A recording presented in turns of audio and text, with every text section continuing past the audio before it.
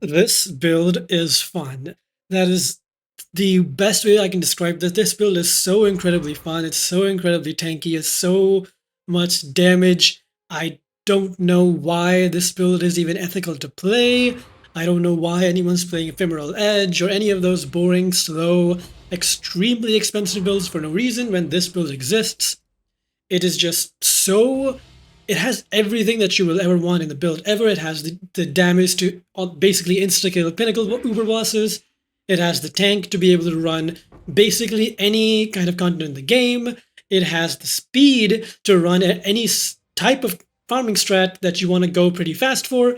It has everything, while also being relatively affordable at only 50 to 100 divs. That is absolutely insane. In the background right now, you are seeing me kill a 800 something divination card juiced monster like it was nothing. I didn't even notice he came out until I was like, oh, there he is. Oh, and he's gone. So it's incredible.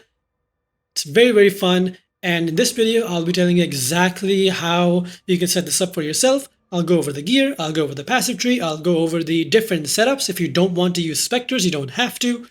And then I'll go over in the end how to craft every single piece of gear so that if you do want to try this, you won't get stuck crafting anything because I'll explain and show exactly how to do it. So don't you worry about that. However, if you just don't want to watch any of this and you just want the POB, go to the description and get it. However, I do really recommend that you watch this because the POB can get a little confusing because there's some very random things happening here and some very interesting quote-unquote intended use of mechanics. Not that crazy, but it is something. And if you don't know how to use it properly, you will mess something up. So without further ado, let's get into it.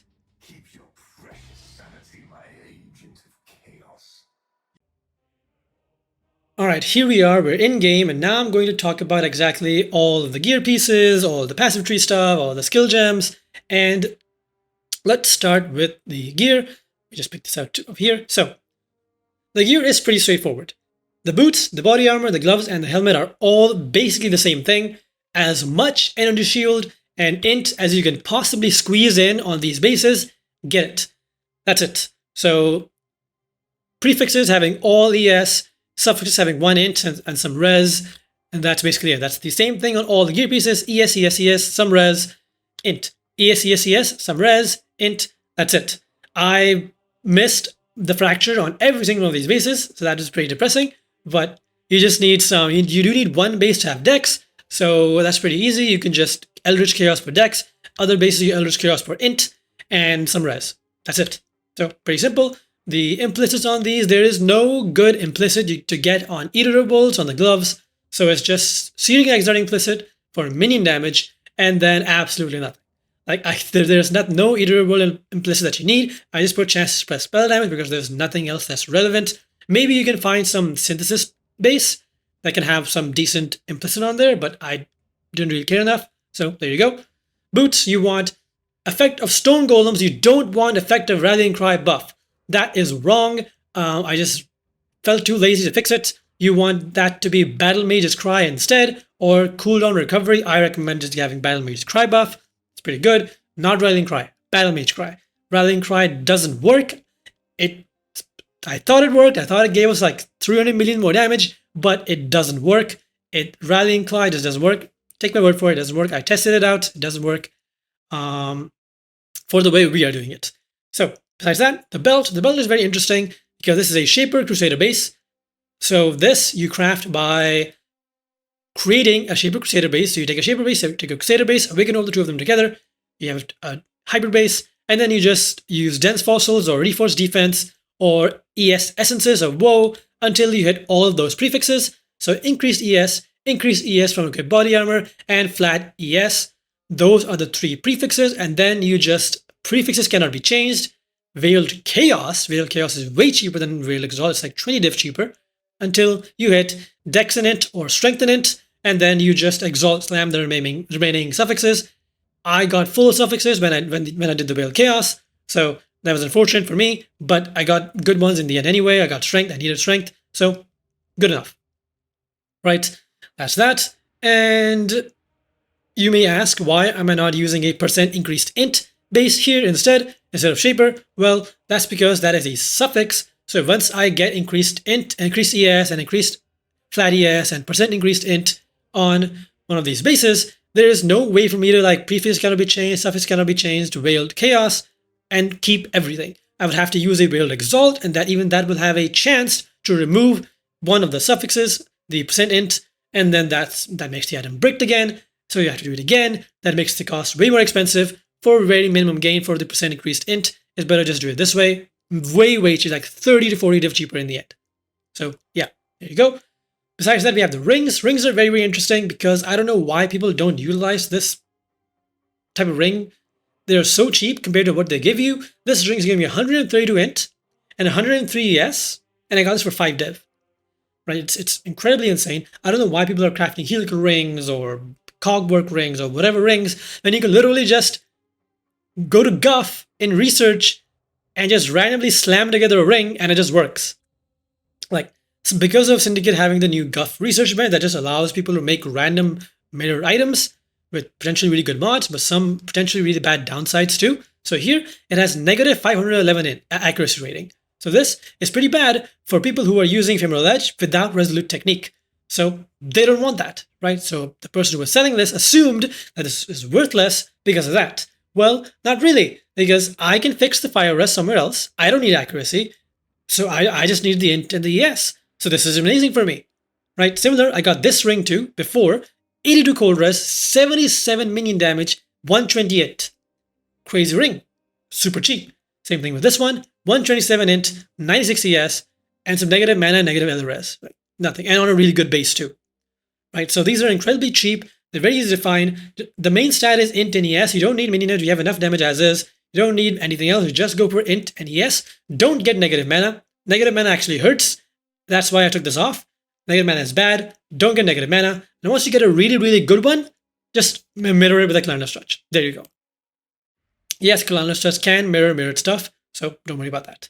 And then for the amulet, we have a Whispers of Infinity. Try to get as much ES on this as possible and as low of a roll of reduced maximum mana as possible. So as close to 40 as you can get, the better. I have 48, which is okay. But having like closer to 40, with like the ES being basically 100, but basically 400 is the best one. Don't get fooled by people selling these on trade with defense modifiers catalysted, because that might be a 390 ES base that's just been qualityed up to look better.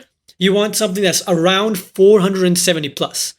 That's what you will see on trade. So 475 plus is ideal. That means it's like close to like 900, 396 something. That's where you want to be. Okay, there you go. Also, I forgot to mention the implicit on the body armor. It's 1% less damage taken per 210 int.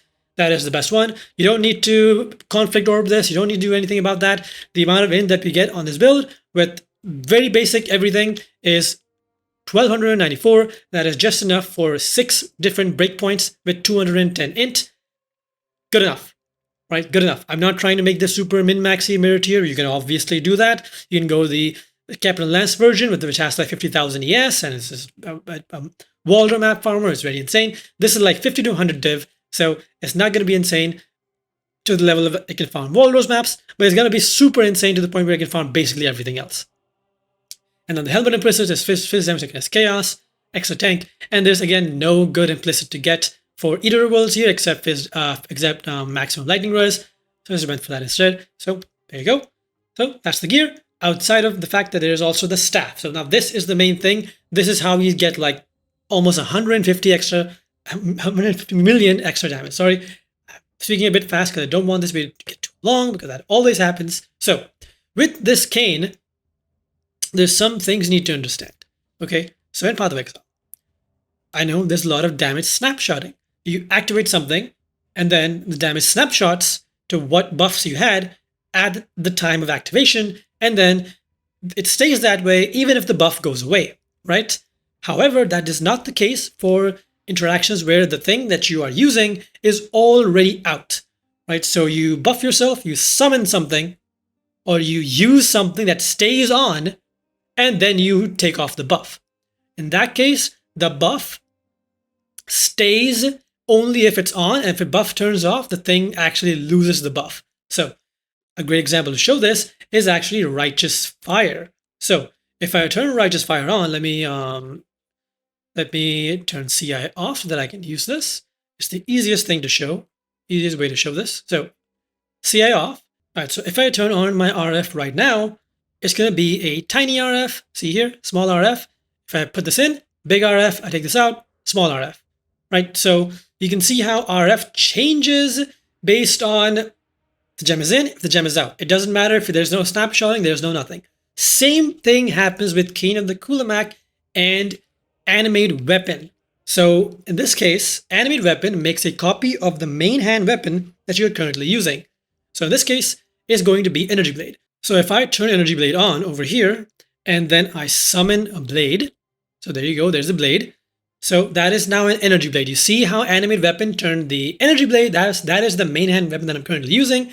It's an Energy Blade. So it uses that. It uses all the support gems linked into the Energy Blade, linked to the Animate Weapon, of course, and then that's it, there's your blade. And then you turn Energy Blade off. Boom, it's off, right? The blades are still there. They're still benefiting from all these support gems, but now the difference is that it's getting buffed by the +3 level of targeted support gems, +14% to quality of support gems. Minions need 102% increased damage. Minions have increased attack speed. It is getting all of that because the damage in this case does not snapshot. The damage updates in real time. So that is where we get an insane amount of damage. 63% attack speed, 102% increased damage, and +3 to level of targeted support gems, with the targeted support gems being Awakened Minion damage, Awakened Melee Splash, Awakened Elemental Damage attacks, like 3 elemental damage, 3 Awakened gems getting +3 levels. Pretty good. Pretty good. Right, so that is where we get a bunch of damage. Now, the question here is, why is a two-handed weapon good for this? Why can I use a one-handed weapon and do this? Like one-handed with a shield, make it more tanky, get more ES from the shield? Yes and no. So the thing about a two-handed weapon, the main reason, you see how there's a different animation? I'm holding a two-handed E-blade and not a one-handed E-blade, because there's actually a difference for how Energy Blade works. If you read the skill gem, it says that two-handed Energy Blades have 70% more lightning damage. So if you're using a one-handed blade with a shield, you get 70% less damage as compared to if you're using a two-handed blade. So that is why two-handed with the Cane of the Kulemak gives us 70% more damage, along with all the benefits of Cane of the Kulemak. So that is where we get like significantly higher damage. That is why Captain Lance's version, even though it has mirrors worth of more currency into it, it still has lower damage than this version purely because of this.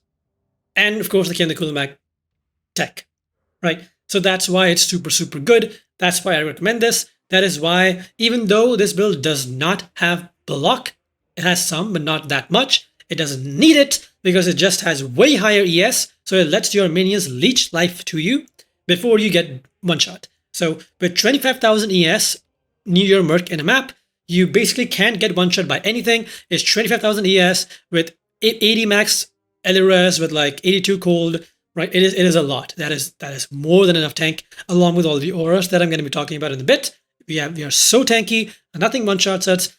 Things hurt.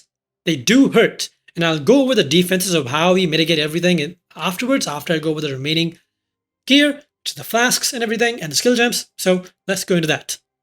So for the auras, we have Haste, Arctic Armor, Flesh and Stone, and Enlightened, so that we can fit it all in. And we have Precision up here. So first, about these auras, Haste, you can't play this without Haste. Another difference with Captain Lance's version is his version is great, very tanky, but the problem is the quality of life when it comes to casting your E-Blade. So I'm going to turn my Spectres off for a sec because I'm getting a lot of cast speed from them. So they're off for a sec.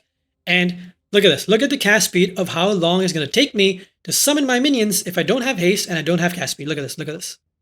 Watch. 1, 2, 3, 4, 5, 6, 7. That is miserable. That feels so bad, especially if you're in a juiced map where these guys like sometimes die so that they don't actually live out their 30-second duration. They can die.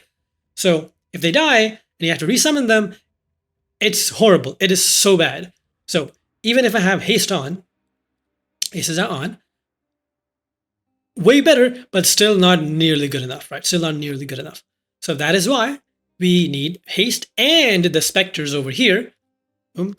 Onslaught, endurance charges, and 20% increased action speed. Now look at how fast I summon these guys. Now look. Boom, boom, boom, boom, boom. See that? It's crazy. And on top of that, our Merc, I'll go with the rest of the Merc gear in the bit, but our Merc has a 4% increased cast speed per 100 int the Merc has. So he has like 400 int. So next to the Merc, I don't think I can get the buff in here, but I can. So look at that. Super fast cast speed. Super fast cast speed. So that's very important. Without that, the quality of life is so bad. So with this now, I go super fast. Look at how fast I'm running here. And then just summon blades, and go. I will be communicating in a map. I'm not communicating my speed demons next to me. So, but you get the point. You just, every 30 seconds, stop, summon your minions super quick, and then go again. And just don't press any buttons. It's a pseudo auto bomber. Like, it's not always a minion build.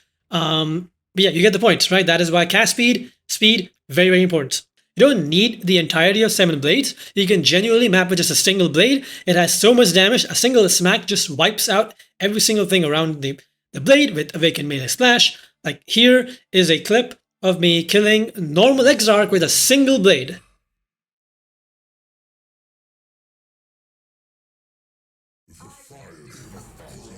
So you see how that's pretty strong. That was without any buffs, no offering, no gem swaps, nothing. That was just a single blade. So that's the auras. And now for precision. So the thing about precision is that it is a flat reservation aura, right? So the other auras are percent auras. Precision is flat. So the thing about precision is, and the reason why I said don't get negative mana. So if I put negative mana, right now I have 176 total mana. I now have 148 total mana, which makes so I can't have a level 18 precision anymore, right? So the more mana you have, the higher your gem is going to be. And the higher the gem is, the more crit for your minions, the more accuracy for your minions. Both really, really good. That's why don't get negative mana and don't get very high reduced mana. If you get like 40% mana here, you can probably get a level 21 precision, which is going to be huge. Like way better than level 18, trust me.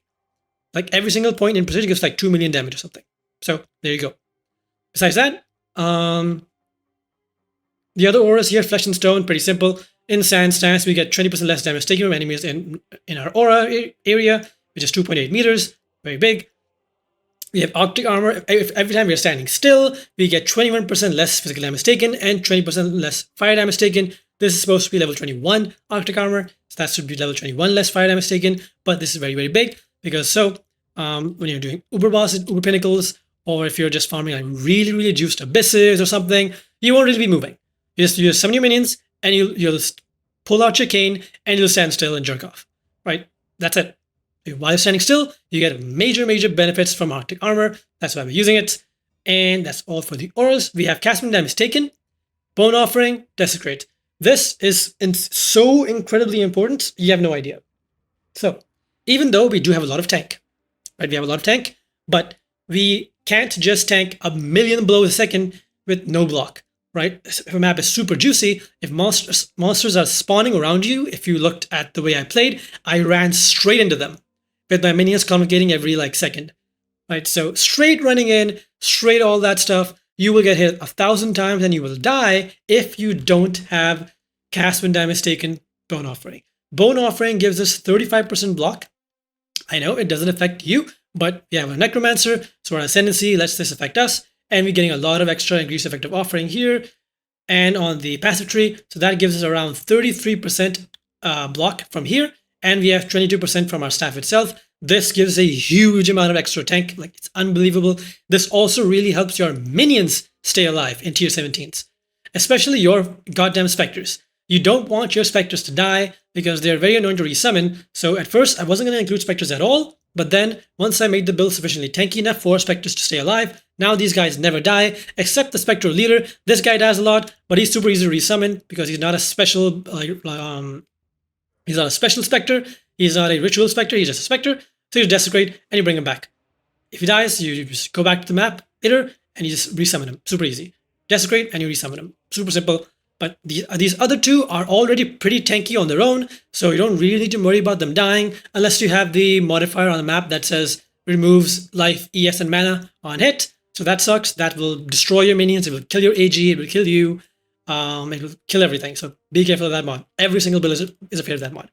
So anyway, so that's for that. In the boots, we have our energy blade linked with enhance. So energy blade with enhance, why quality, why. So energy blade scales, it gives you more ES per quality, but the buff itself gives you less ES. So it just negates the debuff from energy blade. Now you're going to be saying, well, T, why do we need to negate the debuff if we are turning the blade off anyway and getting all that ES back? Well, that is because when you turn on E-Blade, this ES number that you see here, that is what your blades are scaling with, right? That is the number that you will see on your E-Blade itself. So 483 to 9,649. If I turn enhance, took enhance out, now it's 8,740. You see the difference? So this, when I summon my blade, it summons with this lightning damage. It does not summon with the lightning damage that it would have if I had like 22,000 ES. So that is why we need enhance here to have a higher ES pool when we're summoning the blades so that they stay stronger than they would be if you didn't have that in. Besides, enhance is also really good because this is where we use convocation and automation. So both of these abilities scale with quality, right? So this gives an insanely low cooldown of convocation. That is why you see me zooming through maps and my melee minions, which are usually not that great for clear because they can't really hit stuff that's far away. They have to get in range to melee it. But with this, our convocation is at a whopping 1.5 second CDR. And if you don't want Battle Mage Cry buff effect, you can get like 11% more CDR on the implicit, bringing this down to like 1.3, I think, or something, because it's going to be even bigger. But I don't think that's necessary. I think 1.5 is a pretty good sweet spot. So this is absolutely insane. This lets you just zoom through maps faster than any other minion build could, except maybe the Wretched Defiler one, but that has such little damage compared to this, it's not even funny. So that's for that helmet. So there is one thing that I need to mention here. This is going to be important. It's going to be a little annoying, but you need white sockets on your gear. If you want to swap setups, so there is a different setup to kill Uber Pinnacles and a different setup to just do everything else. So for Uber Pinnacles, you don't need cast when damage taken, and you don't need bone offering unless you're doing Shaper. Uber Elder, I mean, needs bone offering.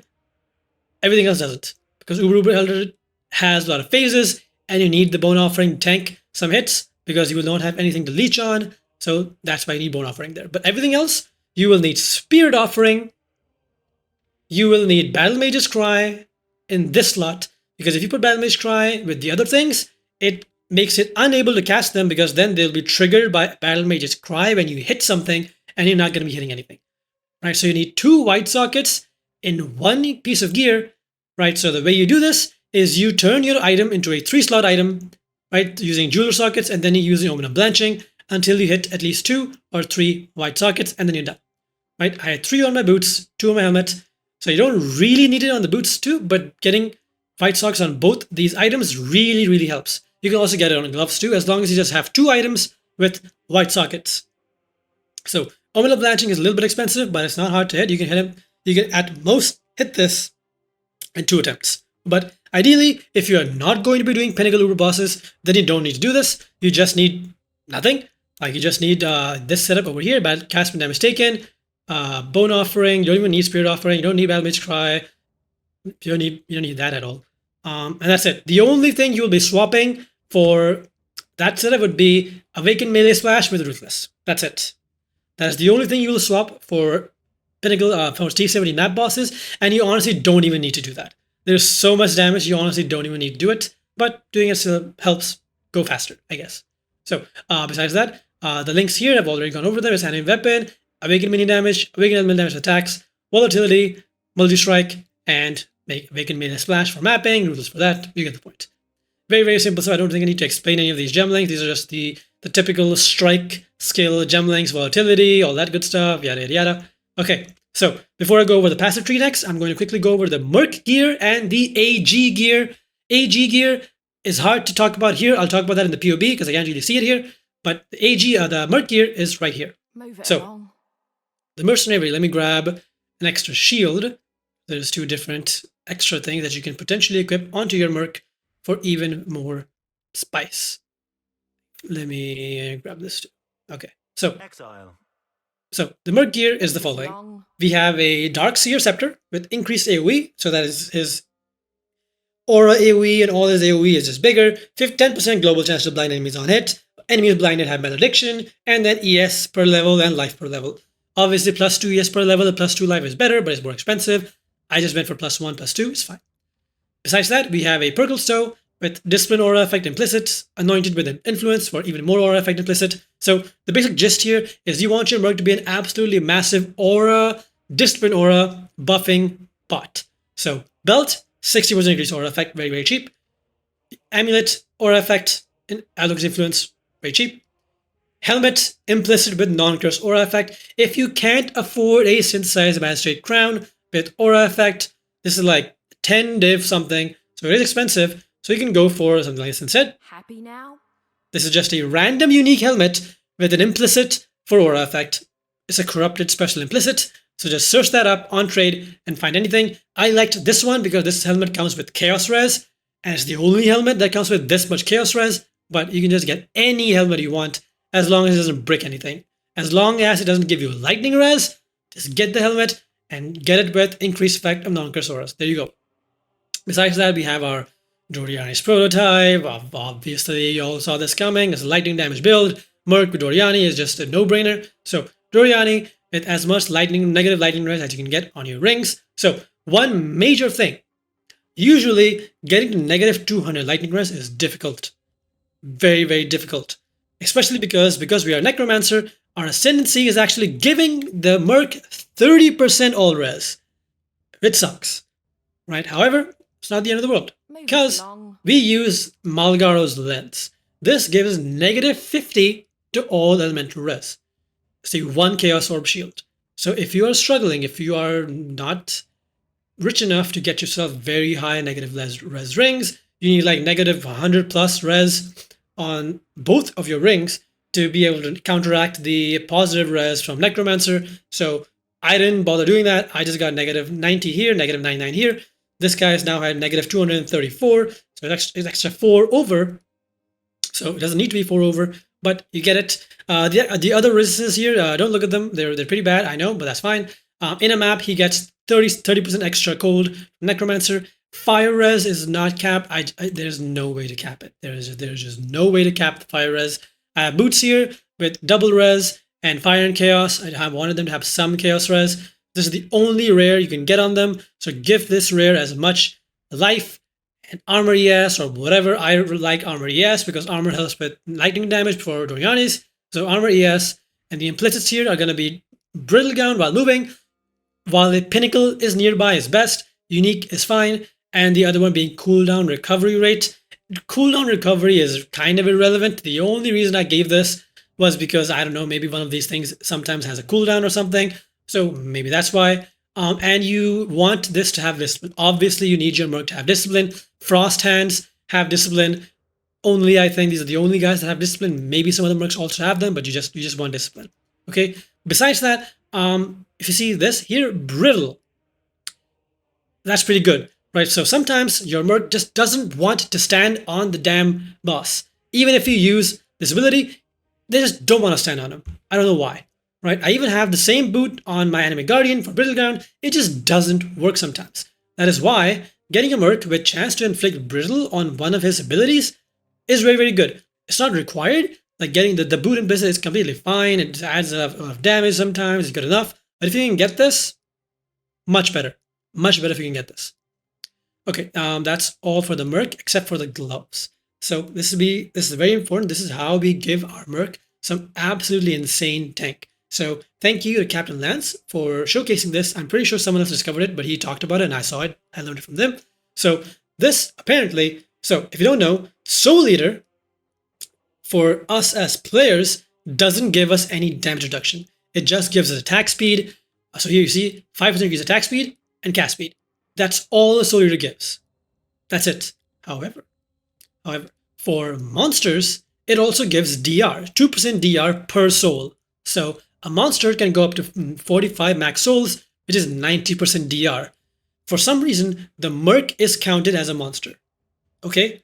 So, when the Merc gets Soul Eater stacks, he gets DR with each stack.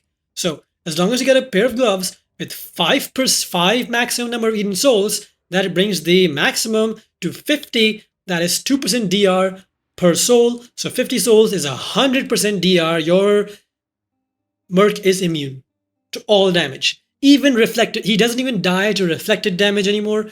Like, even if he's not at 50 stacks, if he's at 45 stacks, 40 stacks, that is so much DR that reflect doesn't even kill it.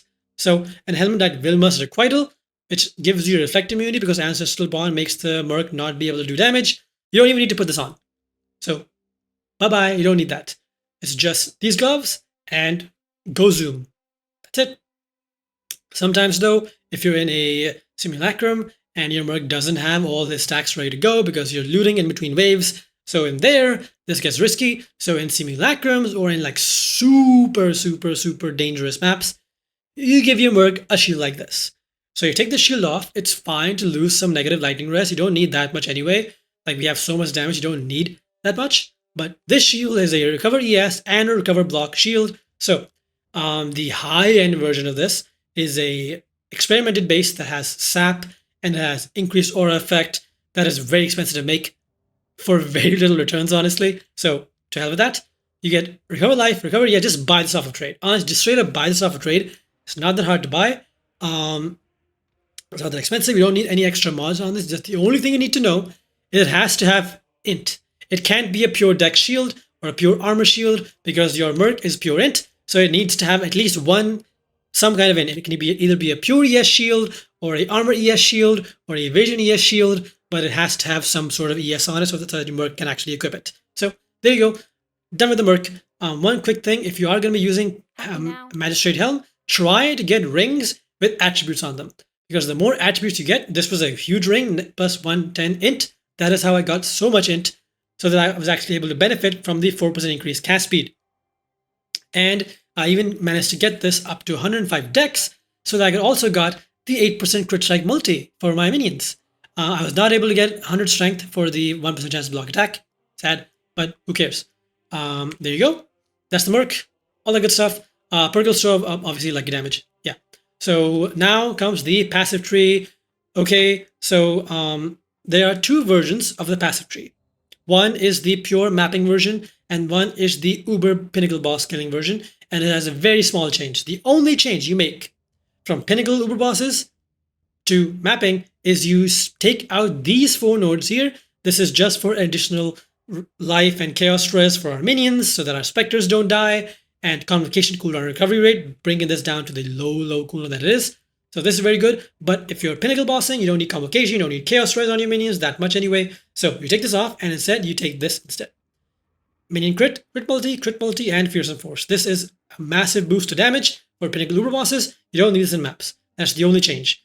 The rest of the passive tree is very straightforward. We get a lot of our damage using cluster jewels. So what are the cluster jewels? Well, it's very simple. 30 effect, attack speed, int, ES. This is the only jewel I have that has all of those. I self-crafted them, so my build is not perfect. It does not have perfect jewels, it does not have perfect small cluster, it doesn't have perfect anything, as you saw. Tier 2 mods here, tier 2 mods here, tier 2 mods here. Like, it's not perfect in any way, right? So if you can get perfect stuff, you will have like almost double the damage I do. So that being said, so this is the only perfect one, kind of perfect. The ES is tier 3, but everything else is tier 1. So you get jewels like this is the prime jewel, minion damage, you get all this. And then the small clusters are just as much effect, int, attributes, and whatever else. I am getting a lot of decent stuff, and these are very easy to craft, by the way. I will go over that in the crafting section. It's just you either reinforce defense or you alteration spam or whatever. Pretty simple. Here, again, we have one medium cluster, very important medium cluster for Blessed Rebirth. This is because if a map is insanely rippy, okay, insanely rippy, our blades don't have a lot of life. These blades have 11,000 life. Okay, that is not a lot of life.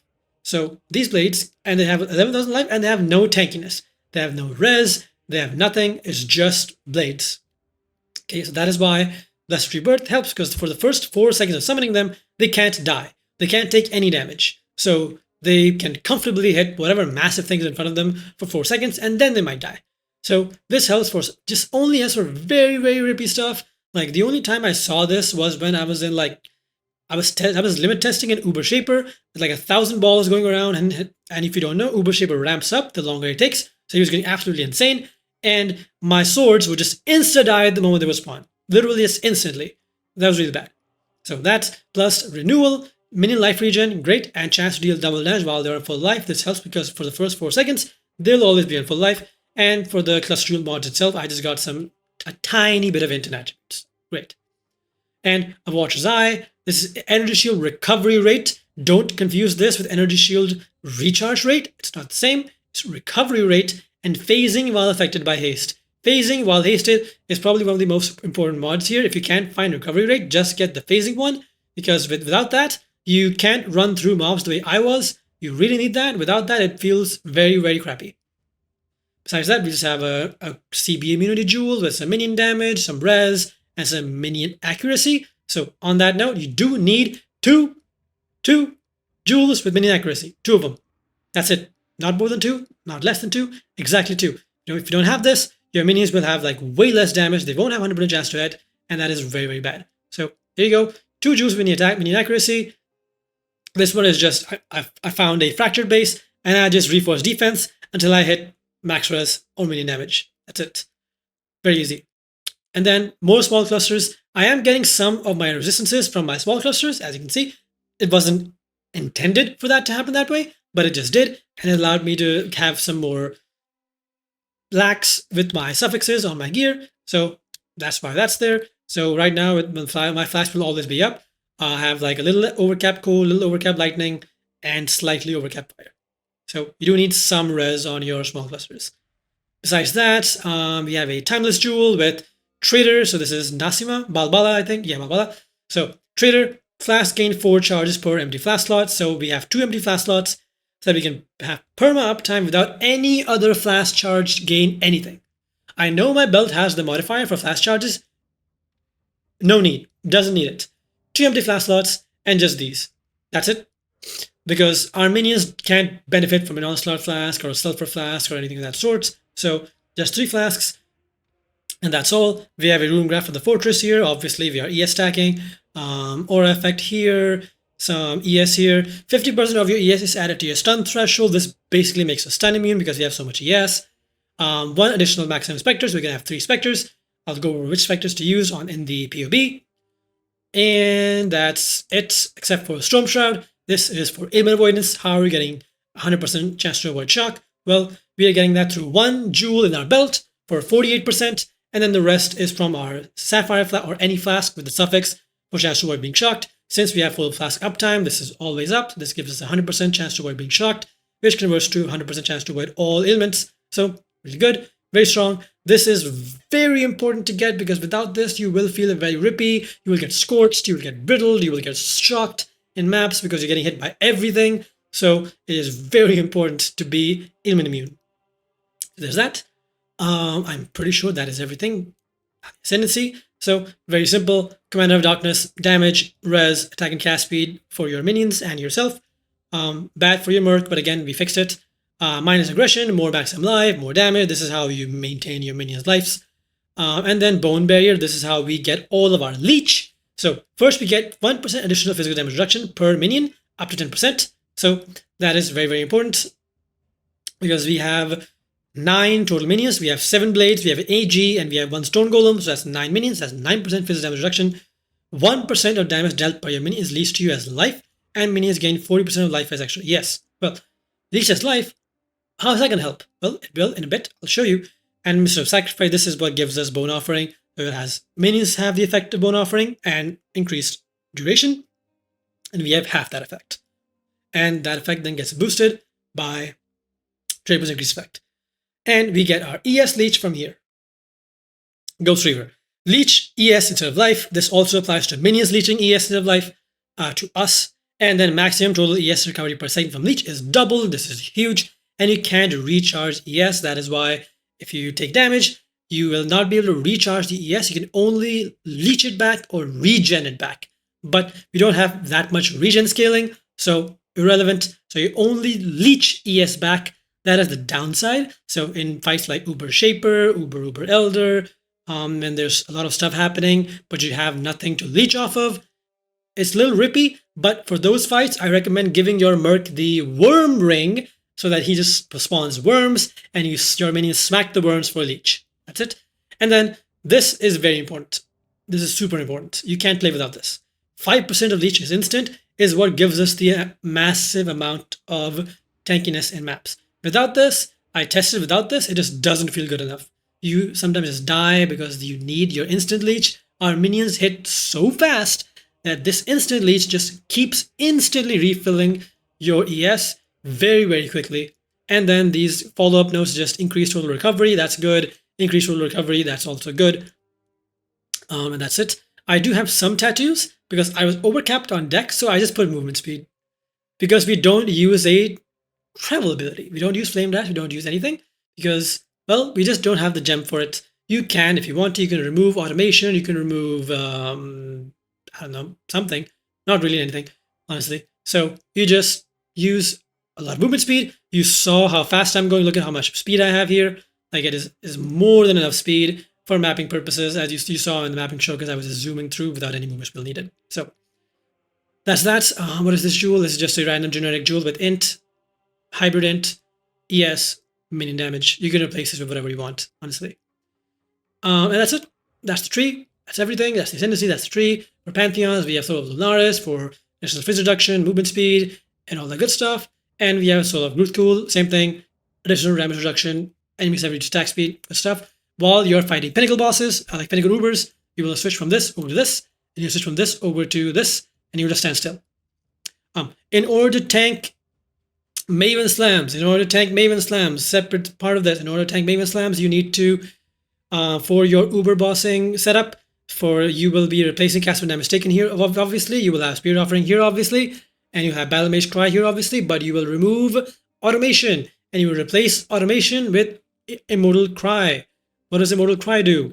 Well, Immortal Cry is a very fun little ability which says 32% less elemental damage taken and 32% less physical damage taken and 15% additional less physical damage taken per endurance charge removed. So in this case, I have 3 endurance charges. So that's 45 plus 32, that is 78 physical damage reduction, along with my Flesh and Stone, 20%, and Arctic Armor, 20%. That basically makes me all nearly immune, because it doesn't stack additively, so I'm nearly immune to Fizz, and I'm massively immune to Fire and Elemental overall. So it's like close to around 70%, now it's like close to like 60 after adding it all together. So 60% less element damage taken.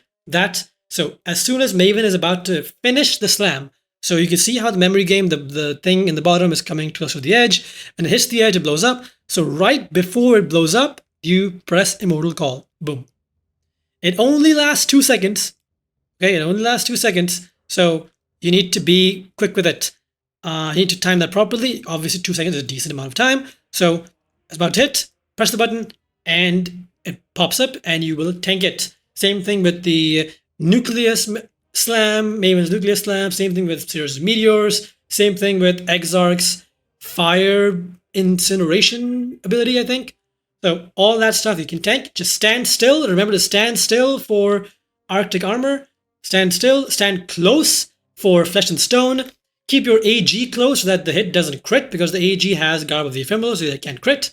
And then press Immortal Call. It's not that hard. You're just doing that. You're just fighting, yada yada yada. Oh, big slam coming in. They have a whole animation, the whole voice line for it. Just stand still. Make sure you have your cane out and Immortal Call. That's it. And you tanked it. Congratulations. That's it. Now I'm going to go over the POB. This has gone on for fucking ages. Time to go over the POB. Let's go there now. Alright, for the POB, I've already gone over the passive tree. Nothing new here. In the POB, one thing is different. I am on the left side of the tree. So this is because if you are lacking some strength, you get some extra strength here. If you are lacking dex, you get extra dex here. So that's the only difference. There's nothing else really. So if you're lacking dex, go here. If you're lacking strength, go here.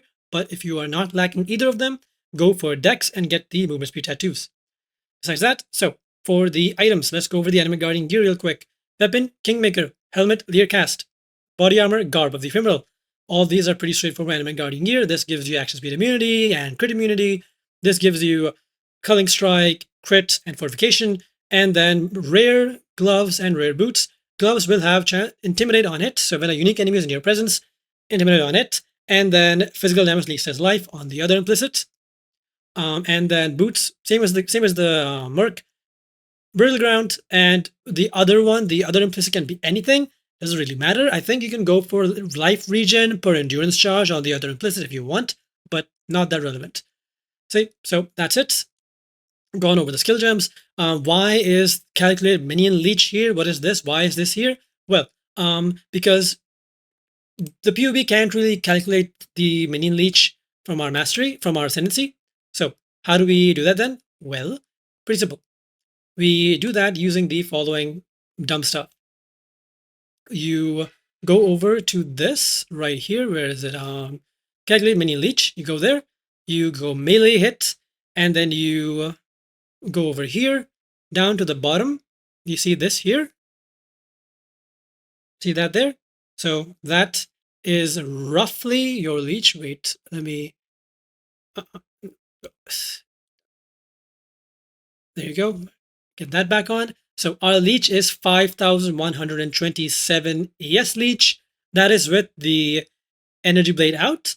So the more ES you have flat, the more energy leech you have. So if we turn E blade off, our leech is 8,400 ES leech per second, which is obviously massive, right? Very, very massive. It's not accurate. That's not the exact number because this number goes up.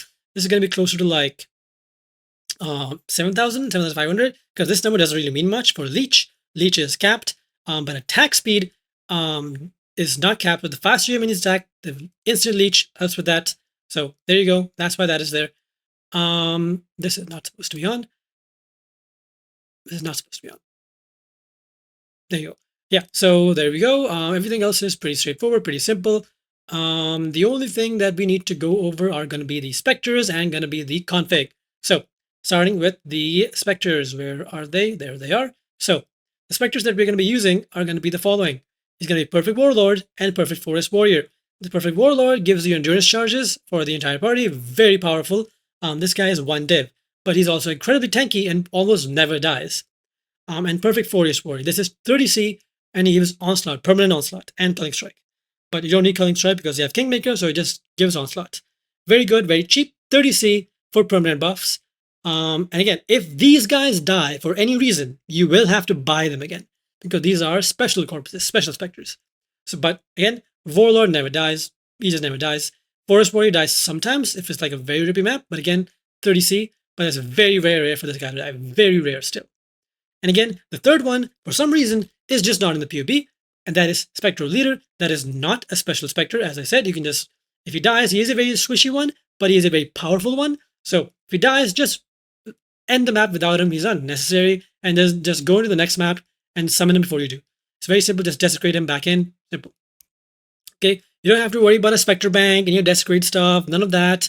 It's very simple because these special Spectres don't end up in your bank anyway. So as long as you only summon the Spectre Leader, he will be the only one in your bank. So desecrate, hold A so you can corpse target. Let me just actually show that because some people might not know how to use desecrate to corpse target. So you take cast damage taken off of your desecrate so you can actually use it.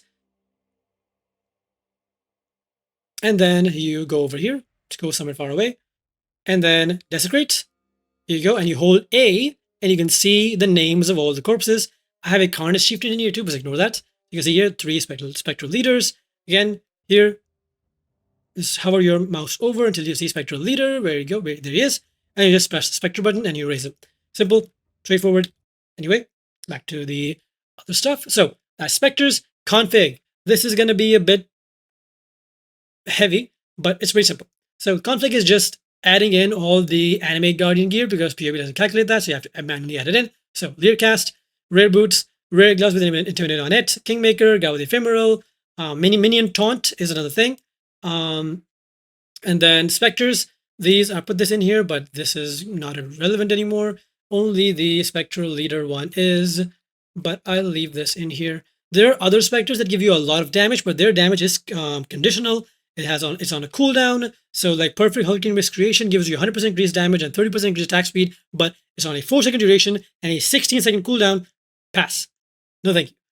So Merc, negative res, Purgle's toe, Association gloves, blah blah blah, yada yada yada. You already know this stuff. King of the Kulemak. These numbers are here to calculate the King of the Kulemak being on while your E-Blade is out.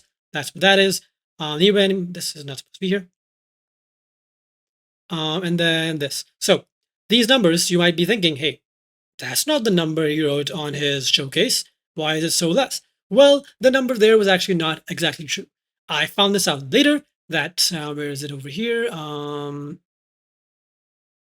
Boots. There you go. So Rallying Cry is supposed to give like millions of damage. You can see 164 million damage with Rallying Cry. This doesn't work.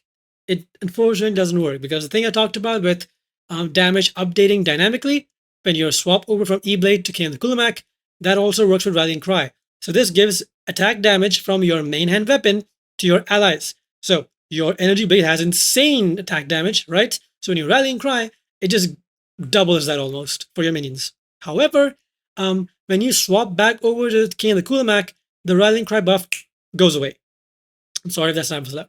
It goes away, and then you're left with nothing. So basically, in all those showcases, I basically had no cry and no buff. So it actually had lower damage than what I should have been at. So instead, they use Battle Mage's Cry. This gives us damage. It's not nearly as much damage as Rallying Cry, obviously, but it's still a lot of damage. You can, instead of Battle Mage's Cry, you can use Punishment instead. That is what the nearby enemies take 30% increased damage estimate was. It was Punishment. But I don't really like pressing the curse button. I'll be honest with you. I don't like pressing the curse button. I like not having to aim anything and just pressing the battle cry button and having all my minions just get the buff anyway.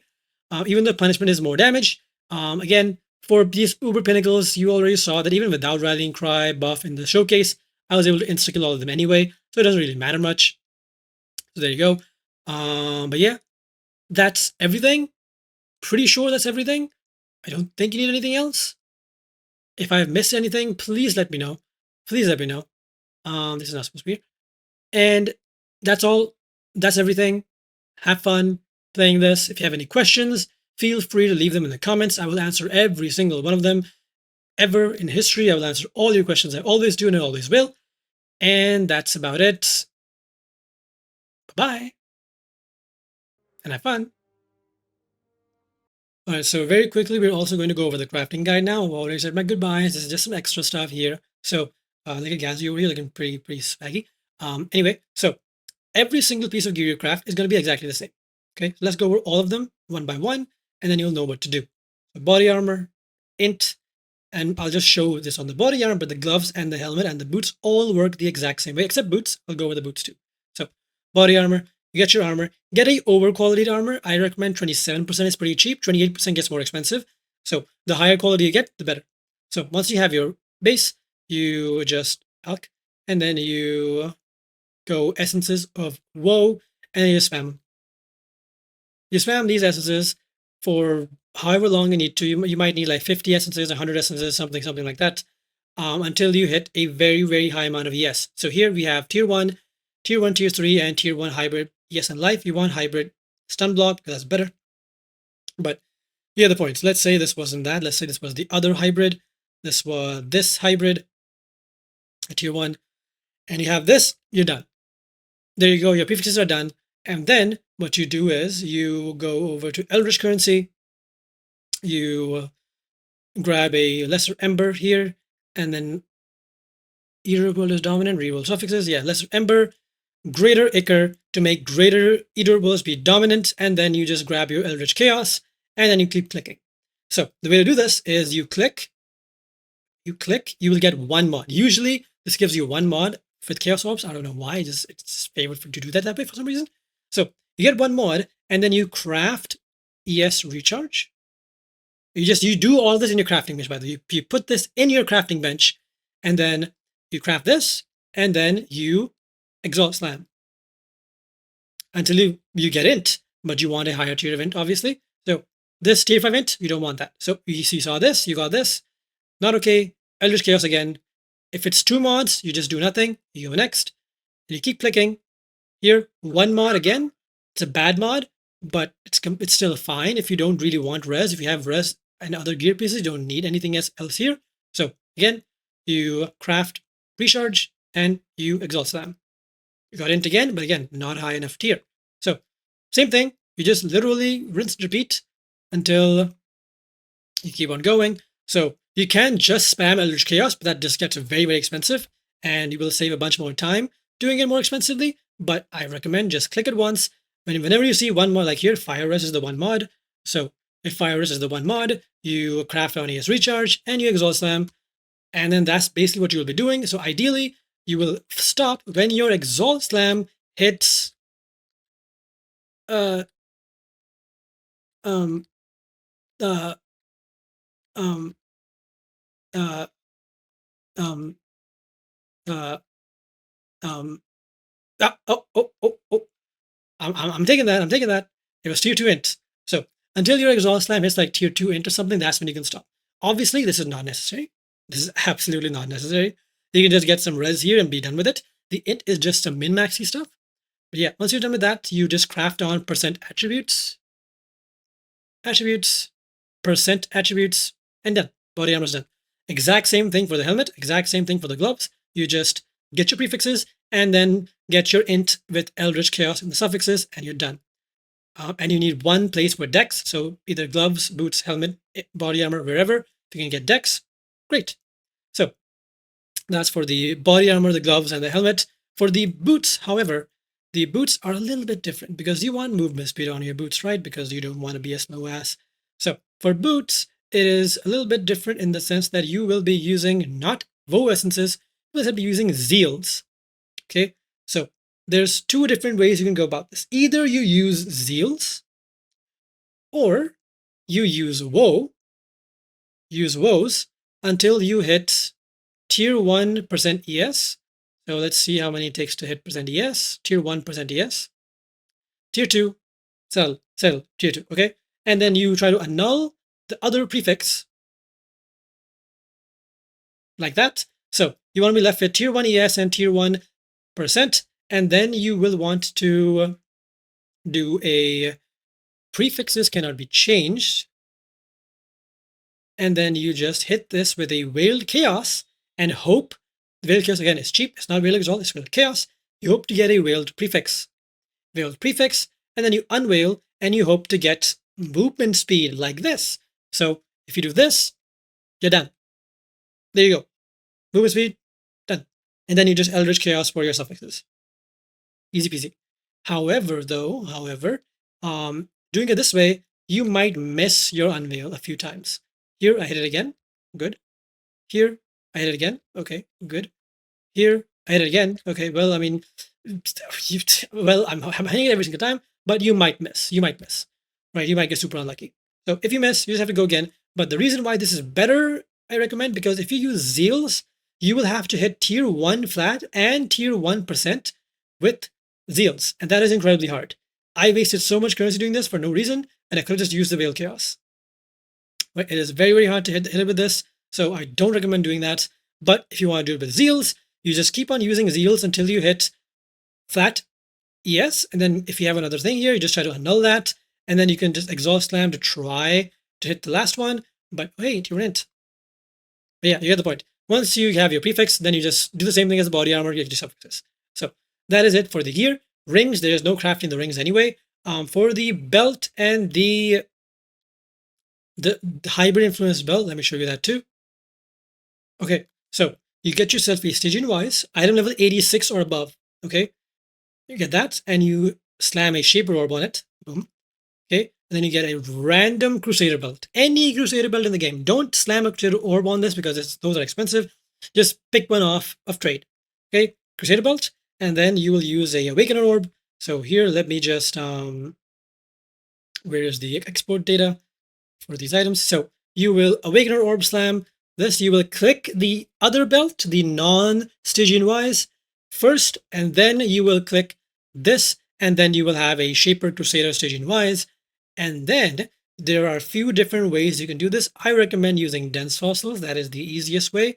Just single fossils, dense fossils, until you hit ES and %ES and %ES from equipped body armor. So this may take a while. Sometimes it might Not saying that it won't, it might take a while, so you might have to just keep clicking this a few times, but it's worth it. So here we keep hitting this, but we're not hitting the percent bar. Here we hit the percent, but we didn't hit this. So keep going, you will hit it eventually. But yeah, when you do hit it, let's just slam this a few times really quickly and see how long it takes. Shouldn't take that long. Like it takes a while, but not that long. All right, let's just say here, it's tier 1 ES, tier 1 that, and tier 2 armor. Let's just remove the armor there, and then let's say you got this. There you go. Tier 2 for Shaper is fine. The tiers of these don't matter that much. It's just get these 3 and you're done. And then catalyze these for defense, for even more ES. Once you're done with that though, you ideally want one open suffix here. If you don't have an open suffix, well, you have to YOLO null and try to hit a suffix. But let's say you did that and you got an open suffix, then you go prefix cannot be changed. And again, veil chaos, super cheap. A veil suffix.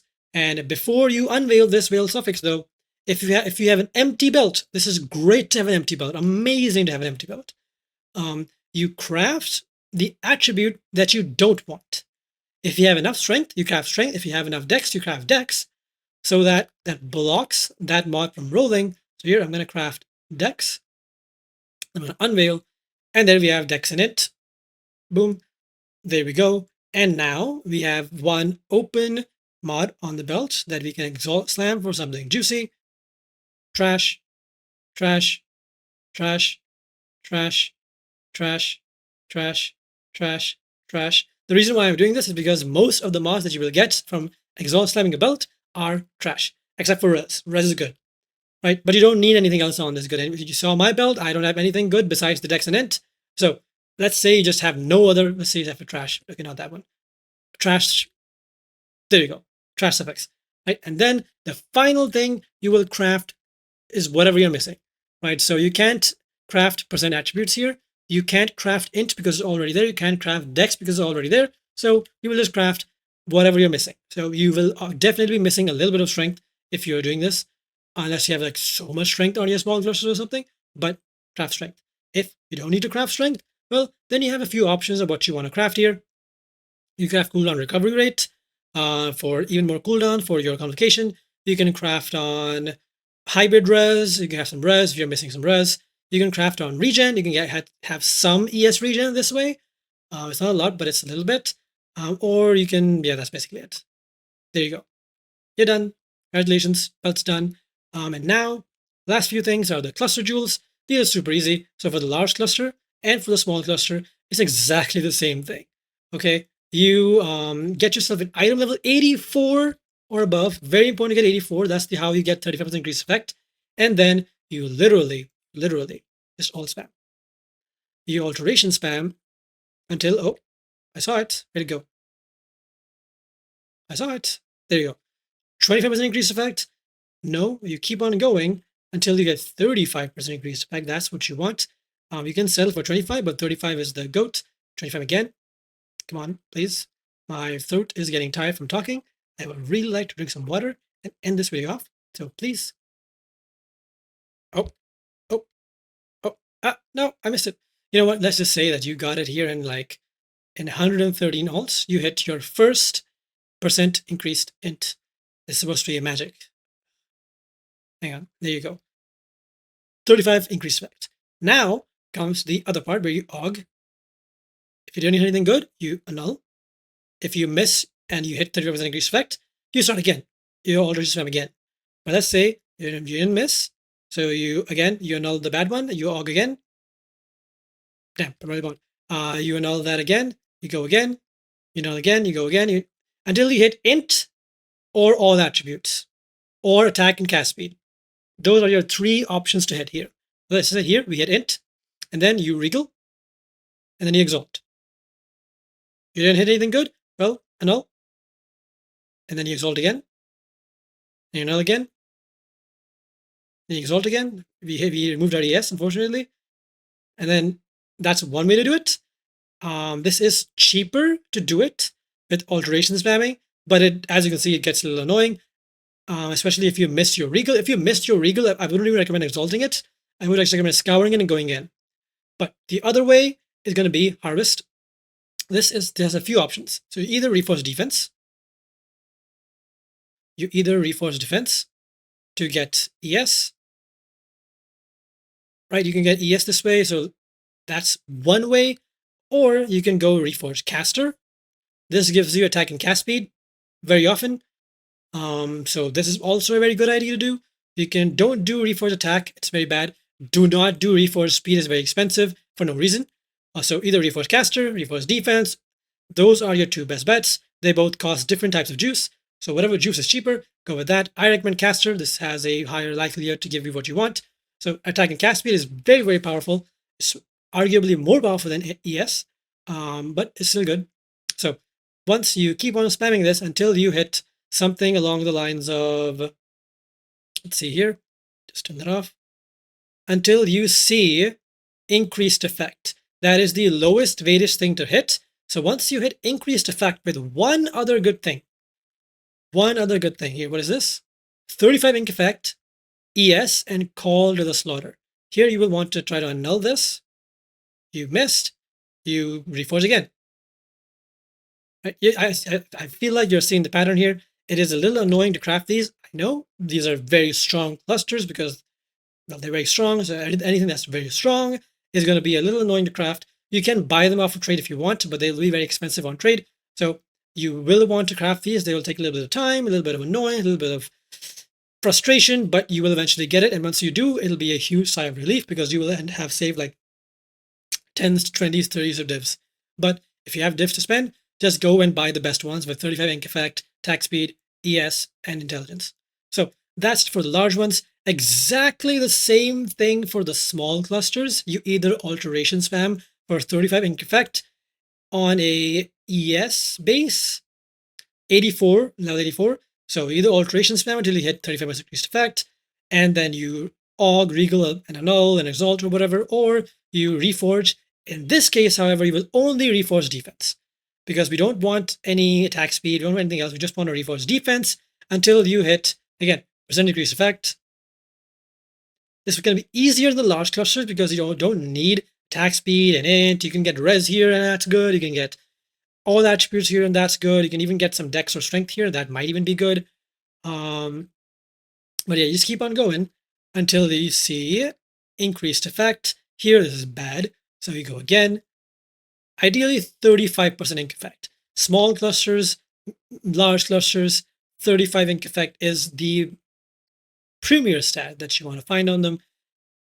But yeah, you get the point, right? You're seeing this, pretty simple. A lot of clicking, a lot of juice. Either you alteration spam click or you harvest click. Here we have evasion, 35 ink effect, and dex. Maybe we annul something, then we can maybe exalt something.